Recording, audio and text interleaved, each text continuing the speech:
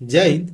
आज इस वीडियो में हम लोग क्लास 10 एनसीईआरटी मैथ प्रश्नावली 9.1 के प्रश्न संख्या 2 का हल करेंगे। यह प्रश्न एग्जाम पॉइंट ऑफ व्यू से बहुत इंपॉर्टेंट है क्योंकि इसके एग्जाम में पूछने की संभावना बहुत अधिक होती है। यह 5 नंबर प्रश्न के रूप में पूछा जाता है। चलिए अब हम लोग इस प्रश्न को देखते हैं। यह प्रश्न है, आंधी आने से एक पेड़ टूट जाता है और टूटा हुआ भाग इस तरह मुड़ जाता है कि पेड़ का शिखर जमीन को छूने लगता है और इसके साथ 30 डिग्री का कोण बनाता है। आइए हम लोग इसे फिगर के माध्यम से समझते हैं। देखिए, फिगर में पहले से एक पेड़ खड़ा है जो आंधी आने से टूट जाता है। देखिए, यह पेड़ आंधी के बाद टूटा हुआ है और यह जमीन से इस प्रकार छूता है, इसका शिखर जमीन से इस प्रकार छूता है कि जमीन से यह 30 डिग्री का कोण बनाता है। देखिए, ये कोण जो है 30 डिग्री का है। अब हम लोग आगे प्रश्न को देखते हैं। पेड़ के पाद बिंदु की दूरी जहां पेड़ का शिखर जमीन को छूता है 8 मीटर है। देखिए, पाद बिंदु मतलब जड़ हुआ। कह रहा है कि पेड़ का शिखर जहां जमीन को छूता है वहां से जड़ की दूरी 8 मीटर है, यानी कि यह जड़ है और यहाँ शिखर है जो जमीन को छू रहा है। इन दोनों पॉइंट के बीच की दूरी 8 मीटर है। तो पेड़ की ऊंचाई ज्ञात कीजिए। हमें पेड़ का ऊंचाई ज्ञात करना है। तो देखिए, हमें पेड़ का ऊंचाई ज्ञात करने के लिए सबसे पहले जो यहाँ से पेड़ टूटा हुआ है, टूटे हुए भाग में जो पहले खड़ा भाग है उसका हम लोगों को ऊंचाई ज्ञात करना होगा। उसके बाद टूटा हुआ जो भाग है यहाँ से यहाँ तक, इसका लंबाई ज्ञात करना होगा। इन दोनों को हम लोग जोड़ देंगे तो पेड़ की टोटल ऊंचाई ज्ञात हो जाएगी। देखिए, यह पेड़ इस प्रकार टूटा है कि एक समकोण त्रिभुज बनता है। देखिए, यहाँ जो त्रिभुज बन रहा है, यहाँ समकोण त्रिभुज बन रहा है और यह कोण 30 डिग्री का दिया हुआ है। और हम लोग जानते हैं कि समकोण त्रिभुज में कोण के सामने वाला जो भुजा होता है वो लंब होता है और ये सबसे बड़ा भुजा होगा वो कर्ण होगा और जो कोण दिया है उससे जो संलग्न भुजा होता है वो आधार होता है।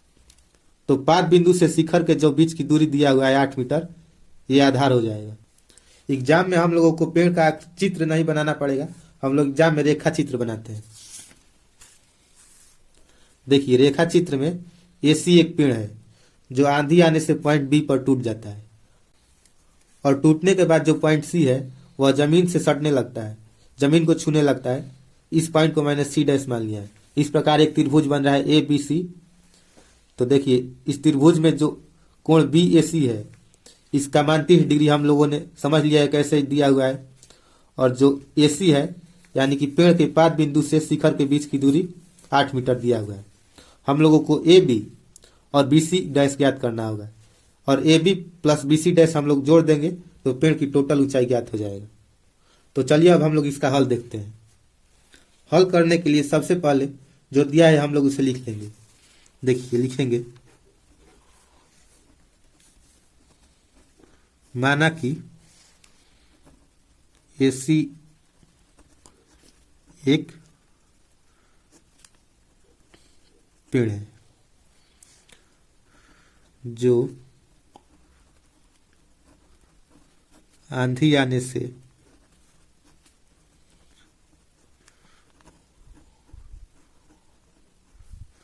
बिंदु बी पर टूट जाता है।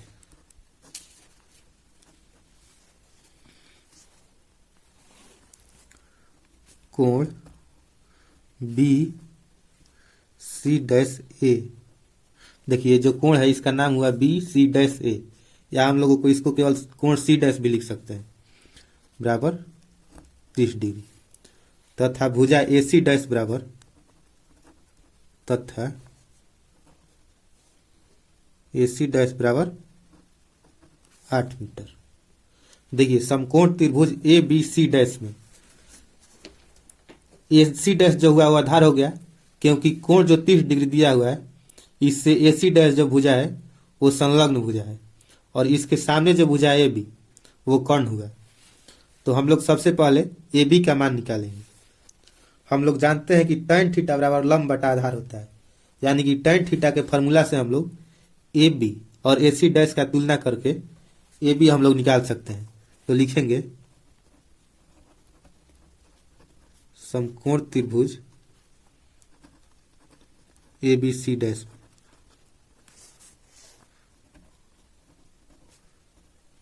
tan 30 डिग्री बराबर, देखिए tan थीटा बराबर होता है लंब बटा आधार।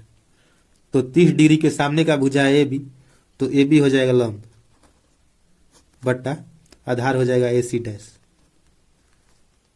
बराबर, देखिए tan 30 डिग्री का मान होता है 1/√3 ए बी बटा, देखिए AC डैश का मान 8 मीटर दिया हुआ है। और अब हम लोग क्रॉस मल्टीप्लीकेशन कर देंगे तो हो जाएगा 8 गुना 1 बराबर हो जाएगा 8 बराबर √3 AB, इसलिए AB बराबर हो जाएगा 8/√3। देखिए हम लोगों को AB और BC डैश का मान ज्ञात करना था, इन दोनों मानों को हम लोग जोड़ देंगे तो पेड़ की टोटल ऊंचाई ज्ञात हो जाएगी। अब हम लोग BC डैश का मान निकालेंगे। देखिए AB का मान 8/√3 हम लोगों ने निकाल लिया, तो हम लोग AB के भुजा के सामने 8/√3 लिख देंगे। अब हम लोग साइन थीटा के फॉर्मूला से, देखिए साइन थीटा बराबर होता है लंब बटा कर्ण, और AB लंब हुआ और BC डैश कर्ण हुआ, तो हम लोग साइन थीटा के फॉर्मूला से AB और BC डैश का तुलना करके BC डैश निकाल सकते हैं। इसलिए हम लोग लिखेंगे साइन 30 डिग्री बराबर AB बटा BC डैश, और हम लोग जानते हैं कि साइन 30 डिग्री का मान 1/2 होता है, तो हो जाएगा 1/2 बराबर AB का मान 8/√3 आया है बटा BC डैश। अब हम लोग क्रॉस मल्टीप्लिकेशन करेंगे तो हो जाएगा BC डैश गुना 1, तो BC डैश गुना 1 बराबर BC डैश हो जाएगा बराबर 2 गुना 8/√3 हो जाएगा, और BC डैश बराबर हो जाएगा 8 गुना 2 हो जाएगा 16/√3।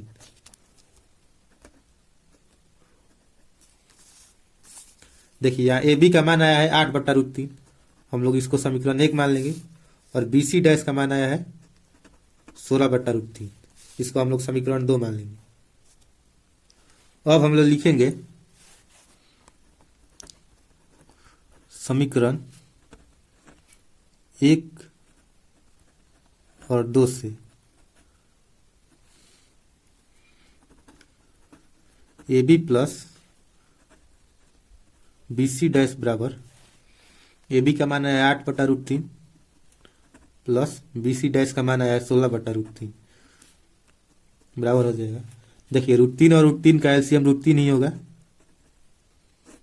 और हम लोग √3 में √3 से भाग देंगे तो 1 आएगा, और 1 से 8 में गुना करेंगे तो 8 ही होगा, प्लस है तो प्लस का चिन्ह देंगे। उसी तरह यहाँ भी √3 से √3 में भाग देंगे तो 1 आएगा, और 1 से 16 में गुना करेंगे तो 16 ही होगा, बराबर हो जाएगा 16 + 8 हो जाएगा 24/√3। अब हम लोग इसका परिमेयकरण कर देंगे तो हो जाएगा 24/√3 गुना, देखिए परिमेयकरण करने के लिए हर में जो होता है उससे हम ऊपर और नीचे यानी कि अंश और हर दोनों में गुना कर देंगे, तो हो जाएगा √3/√3। देखिए बराबर हो जाएगा 24√3 बटा √3 गुना √3 बराबर हो जाएगा √9, और √9 का हम लोग वर्गमूल निकालेंगे तो हो जाएगा 3, और 3 से 24 8 बार में कट जाएगा, बराबर हो जाएगा 8√3। इस प्रकार हम लोग लिखेंगे, अतः पेड़ की कुल लंबाई बराबर 8√3 मीटर। यही हमारा आंसर होगा। मुझे आशा है कि यह प्रश्न आप लोगों को समझ में आ गया होगा। अब हम लोग मिलेंगे नेक्स्ट वीडियो में, तब तक के लिए जय हिंद।